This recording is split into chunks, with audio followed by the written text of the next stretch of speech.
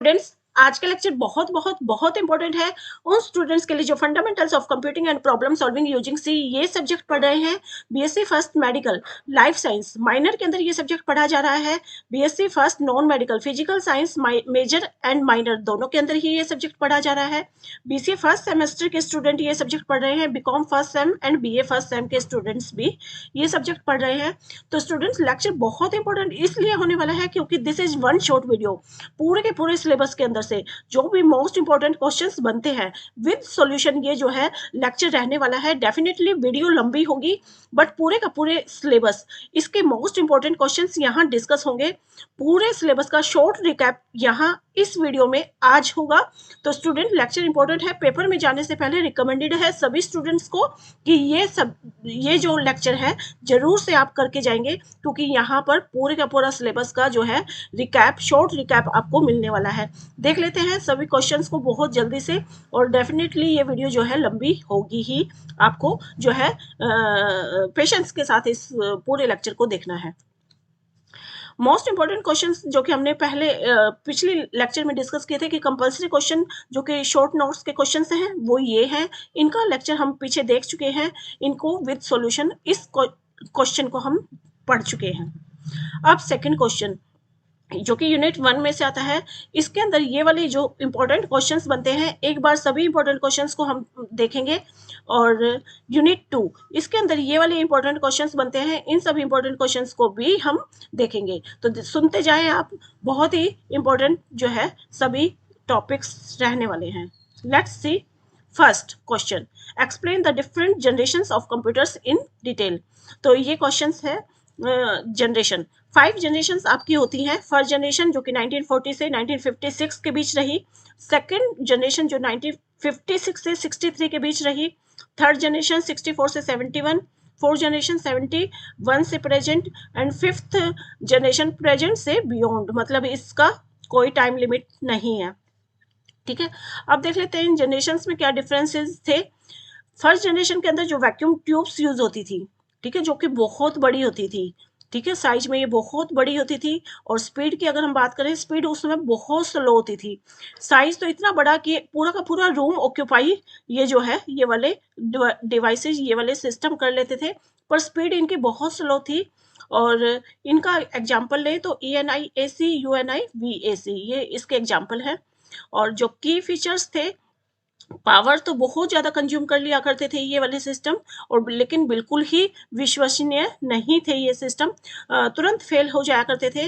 और कॉस्ट की बात करें तो बहुत ही एक्सपेंसिव फर्स्ट जनरेशन के कंप्यूटर थे, बहुत ज़्यादा पैसे लगा करते थे। ठीक है, और फिर भी मतलब पावर भी हमें इनको बहुत सारी देनी पड़ती थी, और फिर भी ये बहुत जल्दी फेल हो जाते थे फर्स्ट जनरेशन के सिस्टम। नेक्स्ट जनरेशन आती है सेकेंड, इसके अंदर ट्रांजिस्टर्स यूज हुए। ठीक है, जो कि साइज में थोड़े से स्मॉल थे। अब जो कंप्यूटर्स थे वो साइज में स्मॉल हो गए, और स्पीड में फर्स्ट के कंपेरेटिवली ये फास्ट हुए। ठीक है, इनकी स्पीड जो है फास्ट हो गई। IBM 1401 इसका एग्जाम्पल है। और ये इसके की फीचर्स हैं कि जो रिलायबल है ये ज़्यादा हो गए, विश्वसनीय थोड़े से ज़्यादा हो गए फर्स्ट जनरेशन के कंपेरेटिव। और हीट भी ये कम जनरेट करने लगे, जबकि फर्स्ट जनरेशन वाले तो बहुत हीट जनरेट किया करते थे। एनर्जी एफिशिएंट, एनर्जी इनकी थोड़ी सी एफिशिएंट हो गई as comparative to first generation. ठीक है, फिर थर्ड जनरेशन के अंदर इंटीग्रेटेड सर्किट यानी IC आ गई, और साइज में ये और थोड़े से स्मॉल हुए, कॉम्पैक्ट हो गए, और स्पीड में फास्ट हो गए। सेकेंड वाले जो ये थर्ड जनरेशन के जो सिस्टम है ये सेकेंड वालों से भी फास्ट हो गए।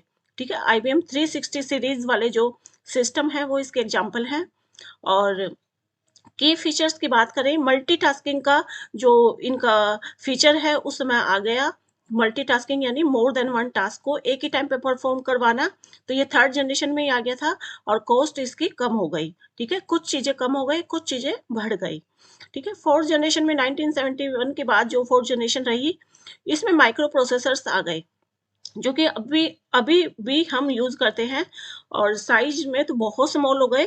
ठीक है, एक इंडिविजुअल यूजर इनको यूज कर सकता है, अपने छोटे से डेस्क के ऊपर इसको रख सकता है और यूज कर सकता है।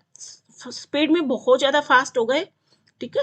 एप्पल टू IBM PC, ये इसके एग्जाम्पल है, ठीक है। और ये इसके की फीचर्स, अफोर्डेबल मतलब कोई भी इसको खरीद सकता है। अब एक सिंगल यूजर मतलब थोड़े से कॉस्ट लगा करके इसको खरीद सकता है, ठीक है। 20-25,000 या 40-45,000 तक के ये सिस्टम आ जाते हैं। यूजर फ्रेंडली ये सिस्टम हो गए, ठीक है। इन पर काम करना बहुत ईजी हो गया। नेटवर्क्ड पीसी भी इसका एग्जाम्पल है। फिफ्थ जनरेशन के कंप्यूटर जिसके अंदर AI इंट्रोड्यूस होती है, क्वांटम टैक यूज होता है और साइज इनकी वेरी करती है, ठीक है। और एक्सट्रीमली फास्ट, बहुत ज़्यादा फास्ट होते हैं ये वाले सिस्टम। IBM वाटसन ये इसका एग्जाम्पल है। और ये सिस्टम बहुत ज़्यादा इंटेलिजेंट होते हैं और पैरेलल कंप्यूटिंग यानी पैरेलली ये जो है काम करते हैं। नेक्स्ट क्वेश्चन पे आते हैं, what is primary memory. Primary memory क्या होती है, distinguish between primary memory and secondary memory, इन दोनों के बीच डिफरेंस बताओ। तो प्राइमरी मेमोरी क्या होती है, हमारा CPU काम करता है, ठीक है, लेकिन CPU जो भी डेटा उठाता है वो प्राइमरी मेमोरी से ही उठाता है, ठीक है। अब हमारा डेटा जो कि जनरली रखा होता है सेकेंडरी मेमोरी में, पहले वो डेटा सेकेंडरी मेमोरी से प्राइमरी मेमोरी में शिफ्ट होता है। और जो CPU होता है वो हमेशा प्राइमरी मेमोरी से ही डेटा उठाता है। सेकेंडरी मेमोरी का डेटा पहले प्राइमरी मेमोरी में आता है और फिर प्राइमरी मेमोरी से वो CPU के पास जाता है। यानी CPU को जब भी काम करना होता है तो डेटा इसी के अंदर आता है, प्राइमरी मेमोरी के। अब प्राइमरी मेमोरी होती क्या है, ये बहुत इंपॉर्टेंट मेमोरी है। इसका जो स्पेस होता है वो स्मॉल होता है, ठीक है। और टेम्परेली ये डेटा को स्टोर करती है, जो भी डेटा इसके अंदर आता है, ठीक है, जो भी डेटा इसके अंदर आता है वो फिर कुछ देर के बाद जो है डिलीट हो जाता है, ठीक है, फिर नया डेटा आता है इसके अंदर, ठीक है। तो इट मीन्स ये डेटा जो है इम्पॉर्टेंट डेटा कंटेन करता है और वो डेटा जिसको CPU को प्रोसेसिंग करने के लिए जो डेटा चाहिए, इसको मेन मेमोरी भी बोलते हैं। तो प्राइमरी मेमोरी क्या होती है, मेन मेमोरी, ये कंप्यूटर की इंटरनल मेमोरी होती है और डेटा और इंस्ट्रक्शन को स्टोर करने के लिए होती है। एंड टेम्परेली ये डेटा को स्टोर करती है। इसके अंदर डेटा और इंस्ट्रक्शंस आते हैं और टेम्परेली स्टोर होते हैं, ठीक है। ड्यूरिंग प्रोसेसिंग, प्रोसेसिंग के दौरान होता है काम, जब CPU प्रोसेस कर रहा है तो इसके अंदर जो भी डेटा होता है उसको ये एक्सेस करता है। इट इज़ फास्ट, ये मेमोरी जो होती है बहुत फास्ट होती है and directly accessible by the CPU इसको डायरेक्ट एक्सेस करता है। इसके एग्जाम्पल में आते हैं रैम एंड रोम, ठीक है। तो आगे बढ़ते हैं, डिफरेंस ले लेते हैं, difference between primary memory and secondary memory.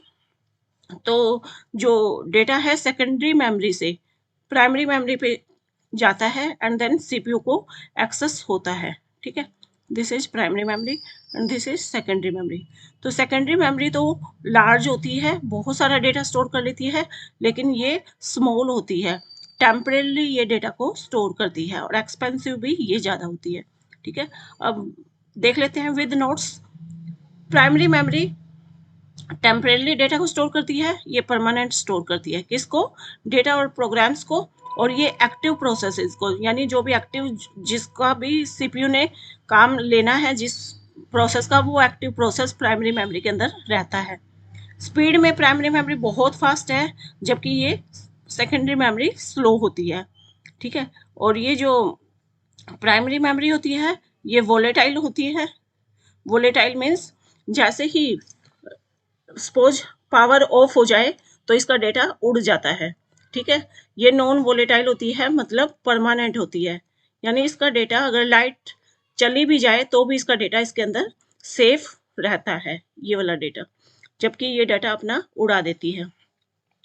Storage capacity limited होती है, इसका स्टोर करने की कैपेसिटी कम होती है, इसकी तो बहुत ज़्यादा होती है। सेकेंडरी मेमोरी में तो हम कितना भी डेटा स्टोर कर सकते हैं और अकॉर्डिंगली जितना डेटा हमने स्टोर करना है हम इसकी कैपेसिटी बढ़ा सकते हैं, ठीक है, और भी डिवाइसेस को यूज़ करके, मतलब इसमें ऐड करके।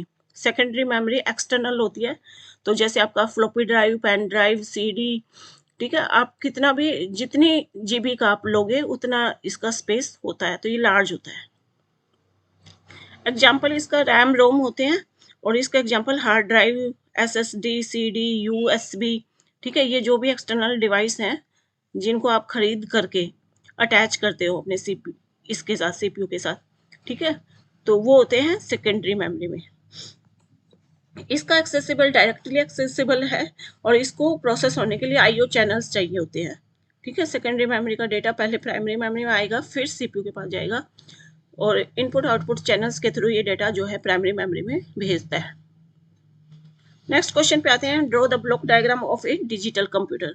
तो तीन डिजिटल कंप्यूटर के अंदर तीन यूनिट होती हैं, input unit, output unit and CPU. Input unit, ये हम इसका ब्लॉक डायग्राम ले लेते हैं। Input unit, this is input unit और इनपुट यूनिट अपना इनपुट लेकर के देती है सीपीयू को, दिस इज सीपीयू। ठीक है, और सीपीयू के अंदर फर्दर तीन यूनिट होती हैं,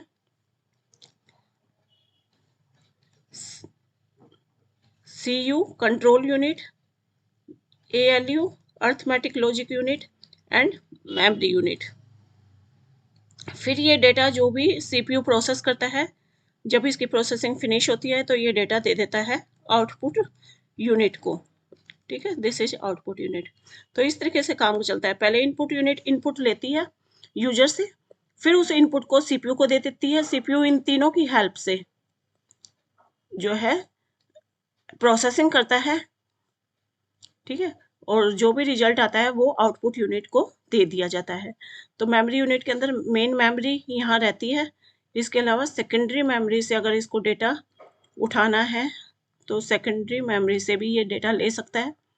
तो सेकेंडरी मेमोरी अपना डेटा इसको देगी मेमोरी यूनिट को। ठीक है, ये इसको रिक्वेस्ट भेज देगा। तो इस तरीके से पूरा प्रोसेसिंग चलती है। तो this is block diagram of digital computer. Explain its components, इसके कंपोनेंट्स देख लेते हैं एक बार। This one is the explanation of components. Input unit, ये डेटा और इंस्ट्रक्शंस को यूजर से एक्सेप्ट करती है, किसके थ्रू, कीबोर्ड माउस के थ्रू। फिर उस इनपुट को कन्वर्ट कर देती है मशीन रीडेबल फॉर्मेट में। यूजर जो है अपना इनपुट देता है। ठीक है, input unit, this is input unit, ये क्या करती है, यूजर से इनपुट लेती है, फिर उसको मशीन रीडेबल फॉर्मेट में कन्वर्ट करके सीपीयू को दे देती है, दिस इज सीपीयू। ठीक है, तो इस तरीके से काम चलता है। सीपीयू क्या करता है, ये सारा का सारे ऑपरेशंस परफॉर्म करता है, direct and coordinate all operations. And इसकी जो एएलयू यूनिट है वो क्या करती है, सारा arithmetic calculation and logical operation, इसका नाम है अर्थमेटिकल एंड लॉजिकल यूनिट। तो अर्थमेटिक कैलकुलेशन, लॉजिकल ऑपरेशन ये दोनों ही परफॉर्म करती है। मेमोरी यूनिट, इसकी मेमोरी यूनिट क्या करती है, डेटा और इंस्ट्रक्शंस को स्टोर करती है। मेमोरी के अंदर डेटा और इंस्ट्रक्शन भी स्टोर होंगे और जो रिजल्ट आते हैं ना, इंटरमीडिएट रिजल्ट, वो भी इसके अंदर स्टोर होते हैं। तो प्रोसेसिंग के दौरान जो भी डेटा होता है इसके अंदर वो सब स्टोर होता है। आउटपुट यूनिट, आउटपुट यूनिट क्या करती है, जो भी प्रोसेस्ड डेटा है, सीपीयू ने जो डाटा प्रोसेस किया है उसको आउटपुट यूनिट क्या करती है, ह्यूमन रीडेबल फॉर्मेट में चेंज करती है, जिसको ह्यूमन समझ के यानी यूजर समझ के उस फॉर्मेट में चेंज करती है। और इसके एग्जांपल है मॉनिटर प्रिंटर, मॉनिटर प्रिंटर। ठीक है, ये इसके एग्जांपल है, जबकि इनपुट यूनिट के एग्जांपल है कीबोर्ड माउस। ठीक है, आगे बढ़ते हैं। Next question is what is input device. तो इनपुट डिवाइस क्या होता है, an input device is a hardware that allows user to send data and instruction to a computer for processing. Input device वही होता है जो यूजर से input लेता है, यूजर अपना इनपुट देता है इनपुट डिवाइस के थ्रू, किसको, कंप्यूटर को। ठीक है, इनपुट डिवाइस के थ्रू यूजर अपना डेटा कंप्यूटर को देता है। तो इनपुट डिवाइस के एग्जांपल में क्या आता है, keyboard, mouse, microphone, scanner, webcam. ठीक है, तो कीबोर्ड टेक्स्ट टाइप करके, कमांड्स को टाइप करके, टेक्स्ट कमांड्स को टाइप करके हम जो है कंप्यूटर को जब इनपुट देते हैं, that is through the keyboard input जाना। तो एग्जांपल है QWERTY कीबोर्ड। तो जो कीबोर्ड हम यूज करते हैं उसके थ्रू हम जो है एंटर करके, ठीक है, टाइपिंग करके कमांड्स जो है कंप्यूटर को बताते हैं, समझाते हैं। माउस के थ्रू हम कंप्यूटर को इनपुट देते हैं, कैसे, सेलेक्ट करके, पॉइंट करके, क्लिक करके और आइटम्स के साथ इंटरैक्ट करके। एग्जांपल है ऑप्टिकल माउस। माइक्रोफोन में हम बोल करके जो हमारा ऑडियो इनपुट है, जैसे कि वॉइस साउंड, बोल करके हम जो है माइक्रोफोन के थ्रू इनपुट देते हैं। और इसका एग्जांपल है वॉइस रिकॉर्डिंग या ऑनलाइन कॉल्स के अंदर जो है जो हम यूज़ करते हैं, दैट इज़ माइक्रोफोन। स्कैनर, इसमें हम जो भी फिजिकल डॉक्यूमेंट्स हैं, इमेजेस है, उसको डिजिटल फॉर्मेट में कन्वर्ट करवाते हैं। मतलब जैसे हमारी एक फ़ोटो है, वो हम स्कैनर को दे देंगे तो वो फ़ोटो इनपुट हो जाती है और स्कैन हो जाती है और कंप्यूटर में चली जाती है। ठीक है, इनपुट मिल जाता है कंप्यूटर को। Example flat pad scanner. Webcam, webcam में हम अपना वीडियो जो है कंप्यूटर को समझाते हैं। तो वीडियो इनपुट के through, live streaming video calls के थ्रू हम जो है अपना फ़ोटो, अपना वीडियो इनपुट कंप्यूटर को दे देते हैं और ये यूज होता है ऑनलाइन मीटिंग्स में। ओके स्टूडेंट्स, नेक्स्ट क्वेश्चन पे आते हैं, व्हाट इज आउटपुट डिवाइस। तो ये क्वेश्चन आ सकता है। तो बिल्कुल इनपुट डिवाइस के जैसे ही आउटपुट डिवाइस भी क्या होते हैं, हार्डवेयर होते हैं।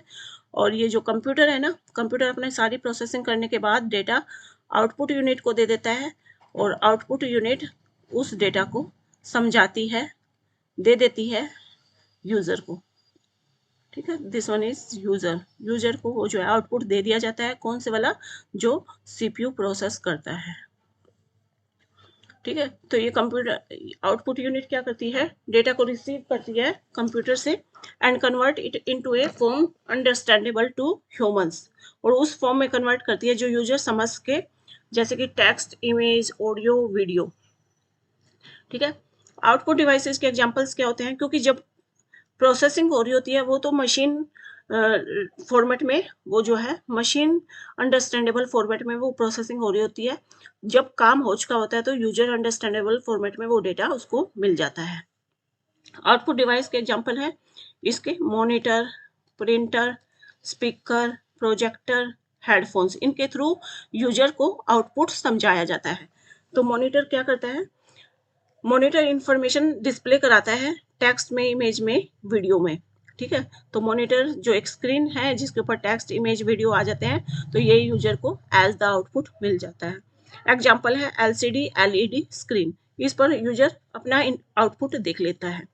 प्रिंटर, प्रिंटर जिस पे डिजिटल डॉक्यूमेंट्स होते हैं, फिजिकल कॉपीज में, हार्ड कॉपीज में, तो ये यूजर को एज द आउटपुट कंप्यूटर से मिलता है। Example inkjet laser printer. ठीक है, फिर स्पीकर जो कि ऑडियो आउटपुट देता है एज द म्यूजिक और साउंड इफेक्ट। जो हम म्यूजिक सुनते हैं, साउंड इफेक्ट सुनते हैं स्पीकर के थ्रू, तो वो आउटपुट होती है। स्टीरियो स्पीकर, हेडफोन्स, ये इसके एग्जाम्पल्स हैं। ठीक है, तो उसके अलावा है नेक्स्ट इज प्रोजेक्टर। प्रोजेक्टर जो कि विजुअल आउटपुट हमें शो करता है। ठीक है, लार्ज सरफेस पे, जैसे कि वॉल्स पे, स्क्रीन पे, तो वहाँ भी हम आउटपुट देखते हैं। जैसे कि जो क्लासरूम में, मीटिंग्स में समझाया जाता है यूजर को प्रोजेक्टर पे, तो वो भी आउटपुट होता है। हेडफोन्स, इसमें ऑडियो आउटपुट मिलता है और इंडिविजुअल लिसनिंग के थ्रू हेडफोन्स को हम यूज़ करके ऑडियो आउटपुट देते हैं। तो हेडफोन्स में जब हम ओवर ईयर या इन ईयर हेडफोन्स को यूज़ करते हैं और जो है आउटपुट सामने वाले को समझा देते हैं, या हमें आउटपुट मिल जाता है। ठीक है, नेक्स्ट क्वेश्चन आता है व्हाट इज कंप्यूटर। ये वाला क्वेश्चन भी इंपॉर्टेंट रहता है, कंप्यूटर क्या होता है और इसके एप्लीकेशंस बताएंगे। तो कंप्यूटर तो एक इलेक्ट्रॉनिक डिवाइस है जो कि डेटा को प्रोसेस करता है, कैलकुलेशन परफॉर्म करता है और आउटपुट प्रोड्यूस करता है। ठीक है, तो ये क्या करता है, यूजर से इनपुट लेता है, उसके ऊपर कैलकुलेशन परफॉर्म करता है, प्रोसेसिंग करता है एंड देन आउटपुट यूजर को दे देता है। It helps in performing task quickly and accurately. ये जो भी काम करेगा वो क्विकली और एक्यूरेटली करता है। कंप्यूटर्स के एप्लीकेशंस क्या हैं, कंप्यूटर कहाँ कहाँ यूज होता है, एजुकेशन में यूज होता है, online learning, research, digital classrooms, हर जगह यूज होता है ये। एजुकेशन में आप इसका यूज देख सकते हैं। ठीक है, हेल्थ केयर में, यानी हॉस्पिटल्स में, वहाँ पे डिजीज को डायग्नोज करने में, यानी बीमारी को आइडेंटिफाई करने में, मेडिकल रिकॉर्ड्स को मेंटेन करने में, स्कैन करने में। ठीक है, वहाँ भी ये हेल्पफुल होते हैं हमारे कंप्यूटर्स। उसके अलावा बिजनेस में कैसे, अकाउंट्स को मैनेज करने में, कम्युनिकेशन में, इन्वेंट्रीज में। एंटरटेनमेंट की अगर बात करें तो गेम्स खेलने में, मूवीज में, म्यूजिक, सोशल मीडिया, इन सब में हम कंप्यूटर का यूज देख सकते हैं आज की लाइफ में। बैंकिंग में, ऑनलाइन जब हमें ट्रांजैक्शन करनी हो, एटीएम है, फाइनेंशियल मैनेजमेंट है, तो इन सब में हम कंप्यूटर का यूज देख सकते हैं। कंप्यूटर्स हर जगह यूज होता है जहां भी ये टास्क को इजी कर सके, फास्ट कर सके और एफिशिएंट बना सके, उन हर फील्ड में कंप्यूटर को यूज किया जाता है। नेक्स्ट क्वेश्चन आता है कि define network topologies. Network topologies क्या होती हैं? कि नेटवर्क टोपोलॉजीज होती हैं कि हमारे कंप्यूटर नेट हमारे नेटवर्क के अंदर बहुत सारे कंप्यूटर हैं, ठीक है, मोर देन वन कंप्यूटर्स हैं, तो ये आपस में एक दूसरे के साथ किस तरीके से कनेक्ट है, ठीक है, वो शो करना, दैट इज नेटवर्क टोपोलॉजीज। तो नेटवर्क टोपोलॉजीज क्या होती है? Network topologies describe how devices in a network are connected. Network के अंदर सारे डिवाइसेस कैसे कनेक्ट हैं and how data flows between them, और कैसे उनके बीच डेटा फ्लो कर रहा है, ठीक है। तो सबसे पहली टोपोलॉजी 5 टोपोलॉजीज हैं। फर्स्ट टोपोलॉजी बस टोपोलॉजी। इसके अंदर सारे के सारे डिवाइस कनेक्ट होते हैं। जब बहुत सारे डिवाइस होते हैं नेटवर्क के थ्रू, जब हम उनको कनेक्ट करते हैं तो वो किस तरीके से हम कनेक्ट करते हैं वो होती है टोपोलॉजी। तो बस टोपोलॉजी में इस तरीके से जो हमारे सिस्टम्स हैं एक ही केबल के साथ कनेक्ट होते हैं, बहुत सारे सिस्टम्स, ठीक है, इस तरीके से। All devices are connected to one central cable. एक सेंट्रल केबल होती है और इससे सारे डिवाइस कनेक्ट होते हैं, और data travels along this cable and is received by all devices. Data इसी इसी इसी केबल के ऊपर ट्रेवल करता है, ठीक है, और सभी डिवाइसेज को ये डेटा मिलता है। नेक्स्ट आती है स्टार टोपोलॉजी। इसके अंदर कनेक्ट कैसे होते हैं सारे system? All devices connect to a central hub और स्विच। सारे के सारे डिवाइसेज एक सेंट्रल हब से कनेक्ट होते हैं, इसको सेंट्रल हब या स्विच भी बोलते हैं। सारे इस तरीके से स्टार की फॉर्म में कनेक्ट होते हैं सारे। The hub controls the data flow between devices. ये हब है जो कंट्रोलर होता है, ये डेटा फ्लो को कंट्रोल करता है सभी डिवाइसेज के बीच। नेक्स्ट आती है रिंग टोपोलॉजी। इसके अंदर डिवाइस कैसे कनेक्ट होते हैं? रिंग की फॉर्म में, सर्कुलर पैटर्न को फॉलो कर रहे होते हैं ये ऐसे, ठीक है, इस फॉर्म में ये सारे डिवाइसेज कनेक्ट होते हैं।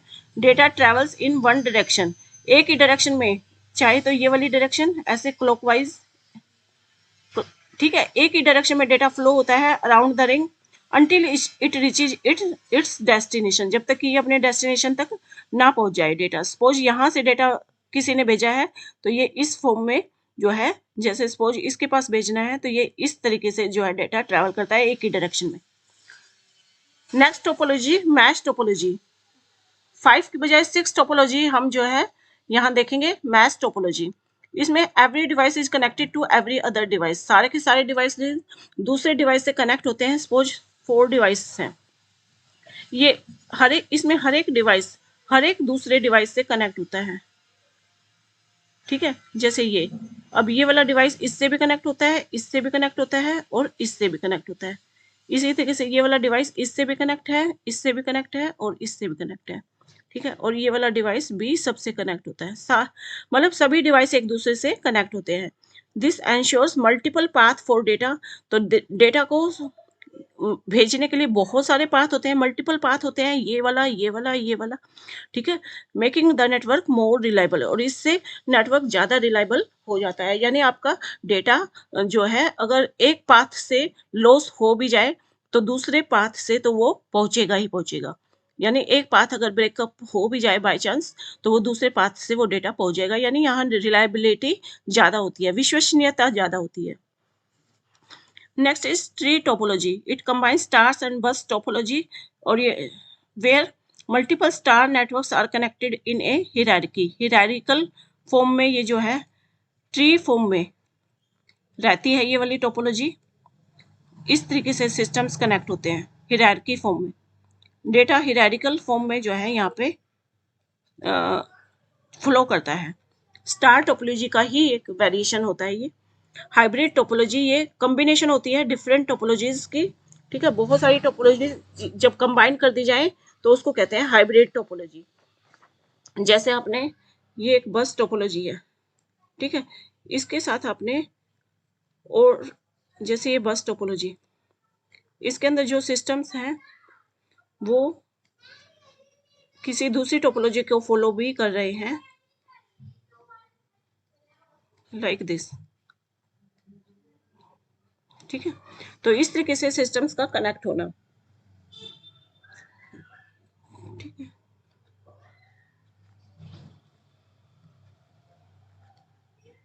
सिस्टम इस तरीके से कनेक्ट होना, that is combination of different topologies, उसको कहते हैं हाइब्रिड टोपोलॉजीज।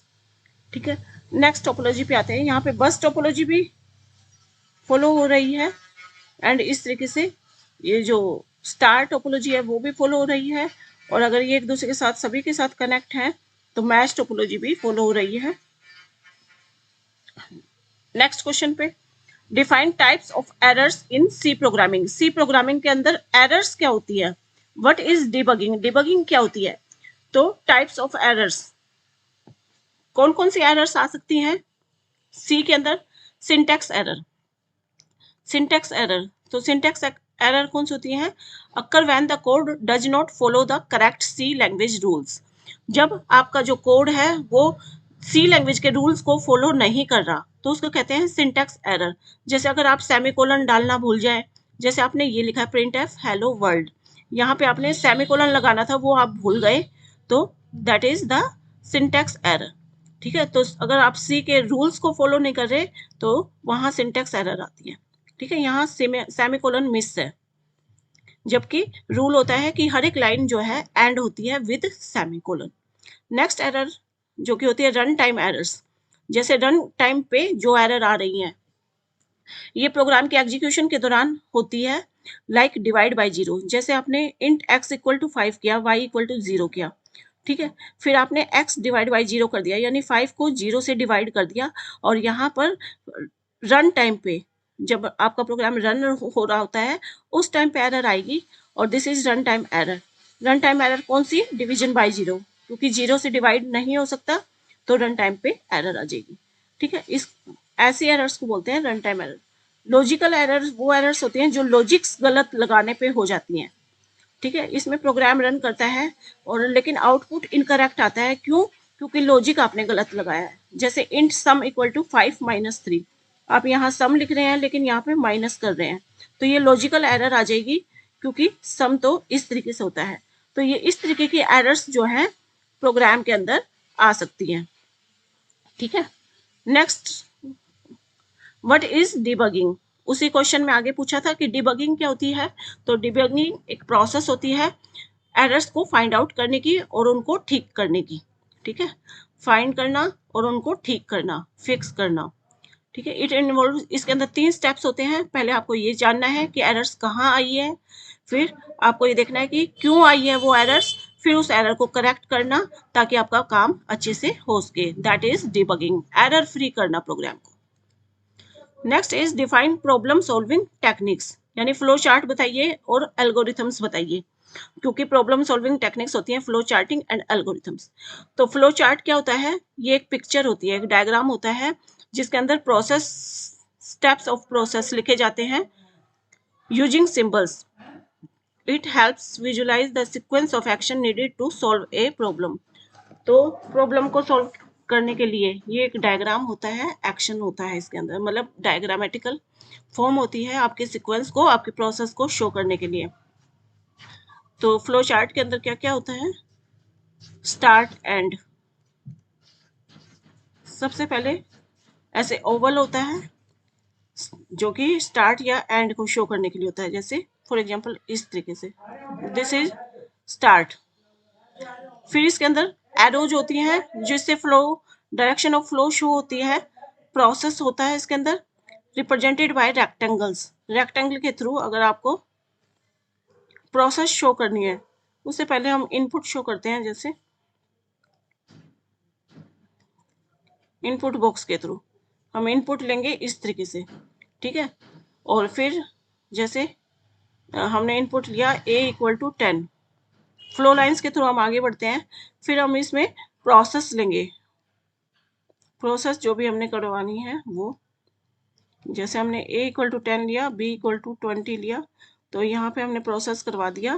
प्रोसेस हमेशा रेक्टेंगल बॉक्स में लिया जाता है, जो कहते हैं, जिसको कहते हैं process. Sum equal to a plus b, ये हो गया प्रोसेस। फिर जो आउटपुट आएगा उसको पैरेललोग्राम बॉक्स यानी आउटपुट बॉक्स में हम शो करते हैं इस तरीके से।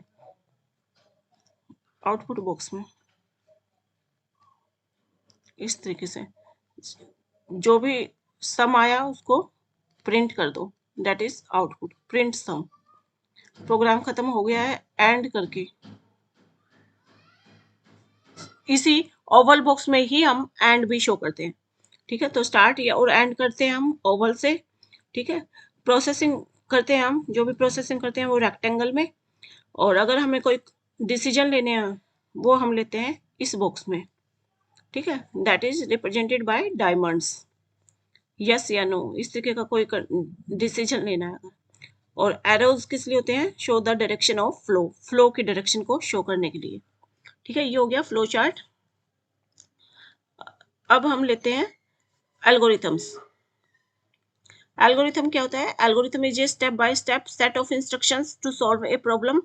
तो एक प्रॉब्लम को सॉल्व करने के लिए स्टेप बाय स्टेप जब आप सेट ऑफ इंस्ट्रक्शंस लिखते हैं तो फ्लो चार्ट से पहले हम एल्गोरिथम लिखते हैं इस तरीके से, सेट ऑफ इंस्ट्रक्शन को इस तरीके से। जब हम एल्गोरिथम लिख चुके होते हैं तो हम उसके अकॉर्डिंग फ्लो चार्ट बनाते हैं। तो ये एक स्टेप बाय स्टेप बहुत ही ईजी प्रोसेस होता है सेट ऑफ इंस्ट्रक्शंस लिखने के लिए। It defines the process in a clear, logical and precise way. तो क्लियर तरीके से हम ये जो है स्टेप्स लिखते हैं एल्गोरिथम में, बिल्कुल सिंपल तरीके से। For example, finding the largest of two numbers. Suppose ये आपका प्रोग्राम है, तो इसका एल्गोरिथम आप कैसे लिखेंगे? आपको दो नंबर में से लार्जेस्ट फाइंड करना है, तो पहले अपने दो नंबर्स इनपुट कराएंगे, ए एंड बी। फिर चेक करेंगे क्या ए बी से ग्रेटर देन है, अगर है तो प्रिंट ए कर देगा, एल्स प्रिंट बी, नहीं तो प्रिंट बी करेगा। ठीक है, और ये हमारा खत्म हुआ, दैट इज एंड। तो इस तरीके से आपको स्टेप्स लिखने हैं। ठीक है, तो फ्लो चार्ट एंड एल्गोरिथम ये दोनों ही सॉल्यूशन का प्लान होता है। ठीक है, पहले हम एल्गोरिथम बनाते हैं फिर फ्लो चार्ट बनाते हैं, कोडिंग से पहले ये होता है। तो ठीक है, अब आगे बढ़ते हैं नेक्स्ट क्वेश्चन पे, that is structure of a C program. अगर सी प्रोग्राम का स्ट्रक्चर पूछा जाए तो क्या लिखेंगे आप? सी प्रोग्राम जो होता है उसके अंदर ये वाले पार्ट्स होते हैं, following parts: pre processor directive, global declaration, main function, local declaration, statement oblique expression. ठीक है, इस तरीके से ये जो है स्ट्रक्चर रहता है।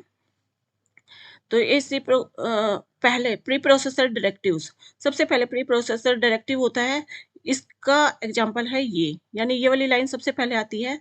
और ये होता क्या है, ये जहाँ पे भी आप इस तरीके से लगाते हो ये प्री प्रोसेसर्स होते हैं, ये प्री प्रोसेसर डायरेक्टिव। ठीक है, जहाँ आप ये यूज करते हैं। These are instructions that begin with hash, hash से ये स्टार्ट होते हैं। और ये बता रहे हो आप इसको, इस स्टेटमेंट के थ्रू क्या बता रहे हो प्रोग्राम को, कि आप इंक्लूड कर रहे हैं इस हेडर फाइल को अपने प्रोग्राम के अंदर, क्योंकि इस हेडर फाइल के अंदर जितने भी फंक्शंस हैं ताकि आप वो सारे फंक्शन अपने प्रोग्राम में यूज कर सको। तो ये standard input output header file include करने का तरीका है।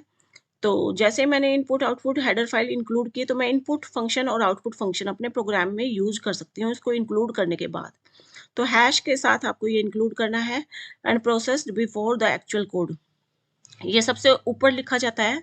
Commonly use to include libraries, तो इसके अंदर जैसे ये वाली लाइब्रेरी को मैंने इंक्लूड किया है, ऐसे मैं कोई भी और लाइब्रेरी भी यूज कर सकती हूँ, इंक्लूड कर सकती हूँ। तो this is standard input output library. ठीक है, तो ये ऐसे लिखा जाता है, ये एग्जाम्पल है। फिर आती है ग्लोबल डिक्लेरेशन। अगर आपको कोई वेरिएबल या फंक्शन ग्लोबल डिक्लेयर करना है तो मेन से पहले आप डिक्लेयर करेंगे, और कैसे? ऐसे। तो जो भी वेरिएबल ग्लोबल होता है वो पूरे प्रोग्राम के अंदर जो है फ्रीली यूज किया जा सकता है, पूरे प्रोग्राम के अंदर कोई भी फंक्शन उसको यूज कर लेगा, सभी के लिए वो अवेलेबल रहता है। नेक्स्ट आता है मेन फंक्शन। हर एक सी प्रोग्राम के अंदर मेन फंक्शन डाला जाता है, और ये मेन फंक्शन जरूरी होता है, बहुत जरूरी, और ये एक ही होता है, यहीं से आपकी एग्जीक्यूशन, आपके प्रोग्राम की एग्जीक्यूशन स्टार्ट होती है। फॉर एग्जाम्पल, ऐसे ऐसे हम मेन फंक्शन डालते हैं, इंट मेन जैसे लिखा हमने, फिर इसकी बॉडी स्टार्ट की। ठीक है, यहाँ पे हमने सारा कोड लिखना है, जो भी कोड हमने लिखना है वो लिख देंगे। ठीक है, एट लास्ट रिटर्न 0 किया, तो रिटर्न 0 का मतलब क्या? ये एक इंटीजर वैल्यू हमने रिटर्न की है। तो जैसे भी यहाँ पे लिखा होगा, जैसे भी डाटा टाइप यहाँ लिखी होगी, जैसे यहाँ इंट लिखा है तो integer value he at last इसको रिटर्न करनी होती है। ठीक है, तो जो भी यहाँ लिखा होगा वैसे ही वैल्यू रिटर्न करेगा, और फिर जो है खत्म हो जाएगा। तो opening brace and closing brace से ये मेन फंक्शन जो है एट लास्ट खत्म हो जाता है, इसके बीच इसकी बॉडी रहती है। नेक्स्ट आता है लोकल डिक्लेरेशन। तो मेन फंक्शन के अंदर ही हम जो है लोकल डिक्लेरेशन करते हैं, जैसे कि int a equal to 5, b equal to 10। ये लोकल वेरिएबल होते हैं। इट मीन्स ये जहाँ डिक्लेयर किए गए हैं उस लोकल जगह पे इसको यूज किया जा सकता है, उसके अंदर अंदर में, ठीक है, उस ब्रेस के अंदर अंदर में हम इसको यूज कर लेते हैं लोकल वेरिएबल को, इस जगह पे जहाँ भी हम इसको डिक्लेयर करते हैं। नेक्स्ट आते हैं स्टेटमेंट्स ऑब्लिक एक्सप्रेशन। स्टेटमेंट तो वो सारी स्टेटमेंट होती हैं जो आप जो है लिखते हैं, ये वो एक्चुअल इंस्ट्रक्शंस हैं जिससे हम डिजायर्ड टास्क परफॉर्म करवाते हैं। तो ये सारी स्टेटमेंट्स जो हम लिखते हैं, सेमीकोलन सभी के बाद लगता रहता है, तो वो for example printf sum %d comma a plus B. %d का मतलब जो कोमा के बाद लगाया हुआ है हमने, that is a plus B. तो ये लिखा आ जाएगा कि सम लिखा आएगा, ठीक है, जो आप लिखेंगे वो एज इट इज जाएगा। %d मतलब जो परसेंट में होगा उसका मतलब क्या है, कोमा के बाद वाला, तो a प्लस बी हो जाएगा, ठीक है।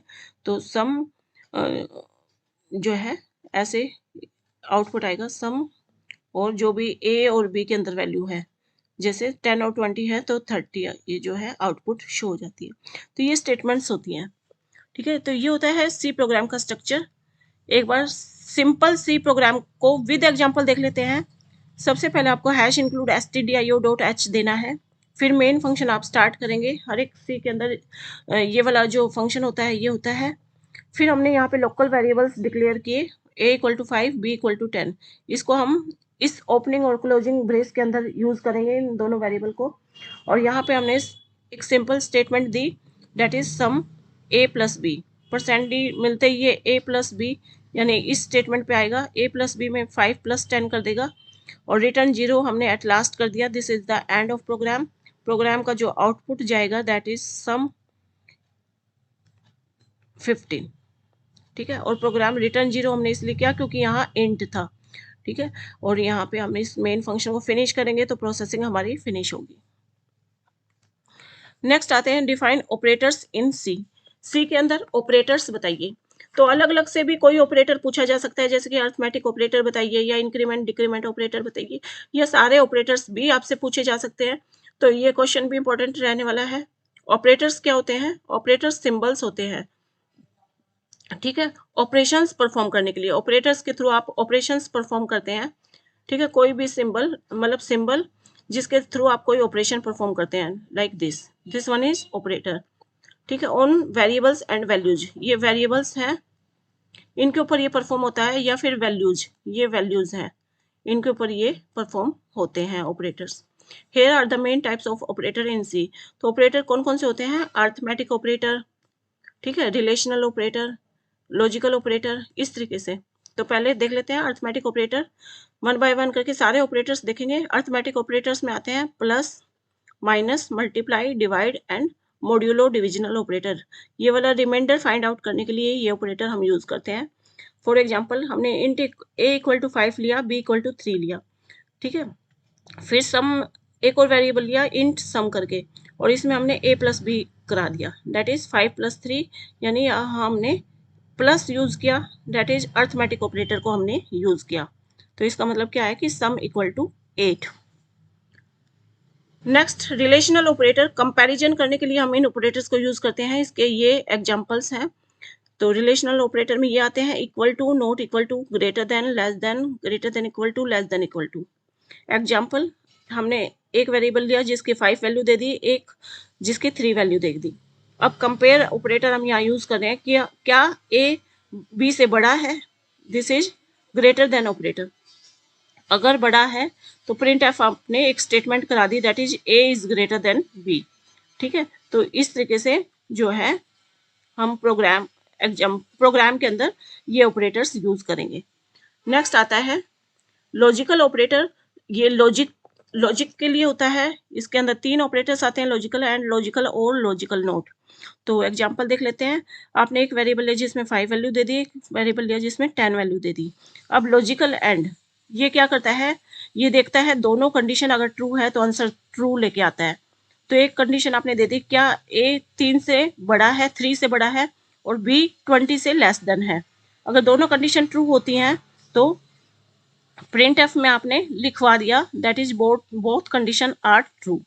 ठीक है, आपने ये प्रिंट करा दिया। अगर दोनों कंडीशन ट्रू होती हैं तो ये लिखा आएगा प्रिंट एफ वाली स्टेटमेंट। नेक्स्ट आता है असाइनमेंट ऑपरेटर। असाइन करने के लिए होता है ये, इसमें सिंपल असाइनमेंट, ठीक है, add assign, subtract assign, multiply assign, divide and assign, ये वाले ऑपरेटर्स असाइनमेंट में आते हैं। इसका एग्जांपल है ये, ए में आपने 5 दिया तो ये सिंपल असाइनमेंट यूज किया आपने। ए प्लस इक्वल टू 3 दिया तो इसका मतलब हुआ कि ए इक्वल टू ए प्लस 3, इसको ऐड असाइन कहते हैं। ठीक है, इसका जो रिजल्ट आएगा that is 8, a equal to 8। Next आता है इंक्रीमेंट डिक्रीमेंट ऑपरेटर। ये इंक्रीमेंट ऑपरेटर है, ये डिक्रीमेंट ऑपरेटर है। एग्जांपल जैसे ए में आपने 5 लिया तो ये इंक्रीमेंट ऑपरेटर आपने यहाँ पे यूज कर दिया ए प्लस प्लस दे करके। इसका मतलब है ए इक्वल टू ए प्लस 1, यानी एक इंक्रीमेंट हो जाना। तो ए की वैल्यू में एक इंक्रीमेंट हो जाएगा इंक्रीमेंट ऑपरेटर लगाने से। नेक्स्ट आता है बिटवाइज ऑपरेटर। इसमें बिटवाइज एंड, बिटवाइज और, बिटवाइज एक्स और, bitwise note, bitwise left shift, bitwise right shift, ये सारे इसके एग्जांपल रहते हैं बिटवाइज ऑपरेटर के। तो स्टूडेंट्स ये जो ऑपरेटर्स हैं ये अलग से भी पूछे जा सकते हैं, तो इनको सभी को आप अच्छे से देख करके जाएंगे। इसी तरीके से आपको लिख के आना है। एग्जाम्पल जैसे आपने 5 ए में लिया, 3 बी में लिया, तो रिजल्ट में अगर आपने ये डाल दिया that is bitwise and, a bitwise and b. ठीक है, नेक्स्ट क्वेश्चन पे आते हैं that is elements of C. C के एलिमेंट्स बताइए। तो सी के एलिमेंट्स में सभी आ जाते हैं, variables, data types, operators, control structures, जो भी आप पूरे सिलेबस में पढ़ते हैं, functions, arrays, pointers, input output, ये सब आता है, कमेंट्स, ये सब भी, ये होते हैं सारे सी के एलिमेंट्स। इनके बारे में एक एक लाइन थोड़ा थोड़ा देख लेते हैं क्योंकि इनको अलग से भी पूछा जा सकता है कि वेरिएबल्स क्या होते हैं, डेटा टाइप्स क्या होते हैं। तो वेरिएबल्स क्या होते हैं, ये वो होते हैं जो डेटा को होल्ड करते हैं। जैसे मैंने कहा इंट ए इक्वल टू 5, तो ए वो स्टोरेज लोकेशन जिसने 5 को होल्ड किया। ठीक है, ये है वेरिएबल। तो ये स्टोरेज लोकेशन है जो डेटा को होल्ड करती है। Example int x float y. ठीक है, जैसे मैंने ये दिया। Data types, type of data बताना, जैसे मैंने लिखा इंट ए, तो इस ए की डेटा टाइप क्या है, इंट। तो इस तरीके से ये जो ए है, सपोज ए के अंदर क्या है, सपोज ए के अंदर 5 है। ठीक है, तो ये टाइप बताना कि ये जो ए है किस टाइप की वैल्यू को होल्ड करेगा, इंट टाइप की वैल्यू को, दैट इज 5, इंटीजर टाइप की वैल्यू। तो डेटा का टाइप बताना, तो ये कितने टाइप का डेटा टाइप होता है, इंट, फ्लोट, कैर, डबल, ये सारे डेटा टाइप्स होते हैं। इंटीजर वैल्यू होल्ड करानी है तो इंट लेंगे, डेसिमल होल्ड करानी है तो फ्लोट लेंगे, सिंगल कैरेक्टर अगर आपने होल्ड कराना है तो कैर लेंगे, और डबल प्रिसिजन अगर आपने होल्ड कराना है तो डबल लेंगे। ऑपरेटर्स, ऑपरेटर्स होते हैं इसके अंदर, ऑपरेटर्स जो ऑपरेशंस परफॉर्म करवाते हैं किस पे, वेरिएबल पे और वैल्यू पे। इसके एग्जांपल अर्थमेटिक, रिलेशनल, लॉजिकल, जो हम पीछे भी पढ़ चुके हैं। कंट्रोल स्ट्रक्चर, जिससे आपका प्रोग्राम का फ्लो पता लगता है।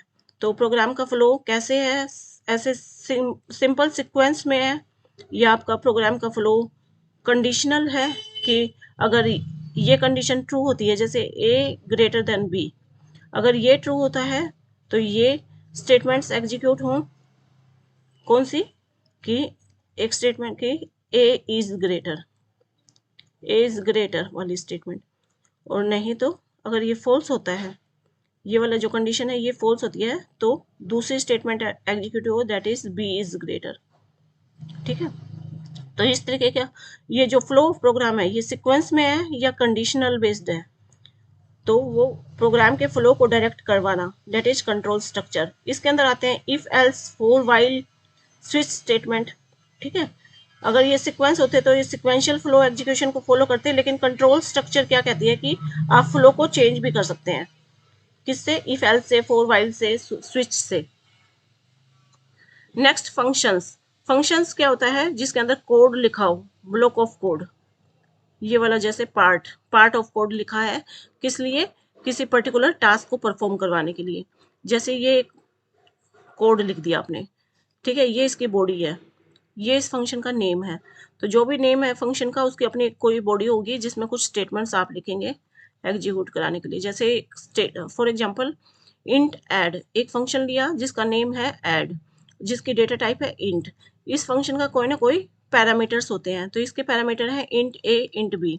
इन पैरामीटर्स के ऊपर ही अंदर काम चलेगा, ठीक है। तो यहाँ पे काम क्या चल रहा है कि आपने इन दोनों को ऐड कराया और रिटर्न करा दिया, यानी आप इंटीजर वैल्यू को ही रिटर्न कराएंगे, ठीक है। तो आपने इस फंक्शन में क्या कराया, ये ऐड का काम कराया, ठीक है, that is block of code. Array होता है, एरे किस लिए होता है, सिमिलर डेटा टाइप्स का कलेक्शन। जैसे आपने है ना इंट टाइप के ए लिया, इंट टाइप का बी लिया, ऐसे आपको बहुत सारे 100 वेरिएबल्स लेने हैं या 5 या 10 वेरिएबल्स लेने हैं, तो वहां पे आप जो है बार बार इनको देने के बजाय आप क्या करेंगे, इंट ए 5 ऐसे लिख देंगे, ठीक है। तो ए 0 से ये स्टार्ट होगा और A4 तक इसके एलिमेंट्स रहेंगे, यानी 5 elements A0 A1 A2 A3 इस तरीके से स्टोर हो जाएंगे। तो कलेक्शन ऑफ एलिमेंट्स को आप एक नेम से बार बार लिखने की बजाय आप जो है एक नेम यानी एरे वाला एक नेम देंगे और जो है कलेक्शन को यूज कर लेंगे एरे की हेल्प से। पॉइंटर्स क्या होता है, जो मेमोरी एड्रेस को स्टोर करता है दूसरे वेरिएबल्स के। जैसे ये वाला A है, इसके अंदर वैल्यू है ये, इसका एड्रेस है ये 50, ठीक है। तो इस 50 इस एड्रेस को स्टोर जो भी करता है, यानी एड्रेस को स्टोर करने वाला वेरिएबल जो होता है उसको कहते हैं पॉइंटर, ठीक है। और इसको इस तरीके से डिनोट करते हैं स्टार से। इनपुट आउटपुट, ये इनपुट लेने के लिए और आउटपुट को डिस्प्ले कराने के लिए यूज होता है। तो इनपुट के लिए आप स्कैनफ फंक्शन यूज करते हैं और प्रिंटफ फंक्शन आप आउटपुट को शो करने के लिए यूज करते हैं। कमेंट्स, अगर आपको कमेंट्स देने हैं तो वो इस तरीके से हम कमेंट्स देते हैं, डबल लाइन। जो भी आप इन लाइंस को लगाने के बाद जो भी आप लिखेंगे वो हाइड हो जाता है कंपाइलर के लिए, ठीक है। उसको कंपाइलर इग्नोर करता है, यानी वो कंपाइलर उसको एग्जीक्यूट ही नहीं करता, वो सिर्फ आपकी समझाने के लिए होता है, ठीक है। दिस एलिमेंट्स, ये जो सारे एलिमेंट्स हमने पढ़े, इस to create programme in C, C के अंदर प्रोग्राम्स क्रिएट करने के लिए हम इन सारे एलिमेंट्स को यूज करते हैं। इससे हम जो है लॉजिक कंबाइन करेंगे, कंट्रोल करेंगे पूरे प्रोग्राम को, data handling and output generation, इन सब में ये एलिमेंट्स काम आते हैं। नेक्स्ट क्वेश्चन पे आ जाते हैं, that is data types in C. C के अंदर डेटा टाइप्स होते हैं, यानी आप जो भी डेटा कंप्यूटर को देंगे, जैसे 10 20 दिया है आपने या ए बी दिया, तो ये जो डेटा आप कंप्यूटर को देते हैं आपको उसका डेटा टाइप बताना होता है कि ये डेटा आप किस टाइप का दे रहे हैं इसको, इंट टाइप का डेटा इसको प्रोवाइड कर रहे हैं, कैर टाइप का, या किस टाइप का। तो सी के अंदर डेटा टाइप्स होते हैं जिससे हम टाइप ऑफ डेटा बताते हैं कि हम जो भी डेटा कंप्यूटर को दे रहे हैं वो किस टाइप का है, जिसको एक वेरिएबल स्टोर कर सकता है। Here are the main types, int, float, double, char, void, ये सारे डेटा टाइप्स के एग्जांपल हैं। तो अगर आप int लगाते हैं तो इंटीजर को स्टोर करवा सकते हैं आप।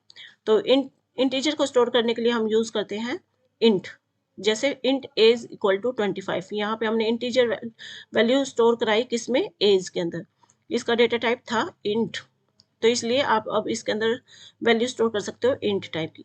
डेसिमल नंबर आपको स्टोर करने हैं तो उसके लिए डेटा टाइप होता है फ्लोट, इसमें डेसिमल टाइप की वैल्यू स्टोर हो सकती है। डबल के अंदर जो डेसिमल नंबर्स होते हैं वो डबल प्रेसिजन के साथ, यानी उनकी रेंज जब अगर बढ़ जाए, डबल प्रेसिजन के साथ आप डेसिमल नंबर को स्टोर करवाना है अगर आपको, तो आप लेंगे डबल, जैसे double pi equal to 3 point, बहुत बड़ी वाली रेंज जो है ये ले लेते हैं, लाइक दिस। अगर आपको सिंगल करेक्टर स्टोर करना है तो इसके लिए कैर डेटा टाइप होता है, इसके अंदर कैर वैल्यू स्टोर होती है सिंगल करेक्टर वाली, ठीक है। अगर कोई भी टाइप नहीं है, कोई भी वैल्यू स्टोर नहीं है, तो वर्ड अगर आप ले लेंगे इसका मतलब नो रिटर्न टाइप, ठीक है। तो आपने ऐसे वर्ड मेन ऐसे एक फंक्शन लिया तो इट मीन्स ये कोई भी वैल्यू रिटर्न नहीं करेगा, वर्ड मतलब नो रिटर्न टाइप, ठीक है। तो इस तरीके से ये डेटा टाइप्स होते हैं प्रोग्राम को के अंदर, जो डेटा हम डालते हैं उस डेटा का टाइप समझाने के लिए ये होते हैं।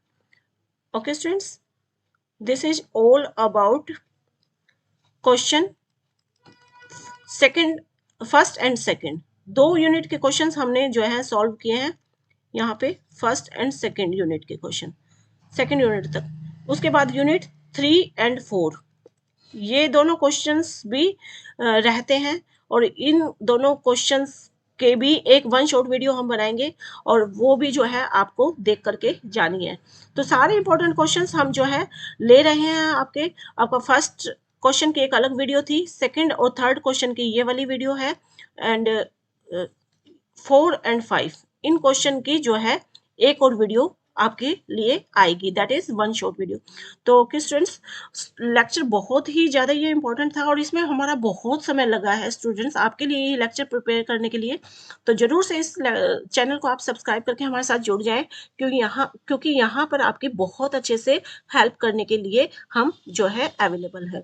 तो स्टूडेंट, लेक्चर अच्छा लगा हो जरूर से इसे लाइक करें, शेयर करें और कमेंट सेक्शन में हमें ज़रूर से बताएं कि ये लेक्चर आपको कैसा लगा, क्योंकि इसमें बहुत ज़्यादा मेहनत हमारी लगी है।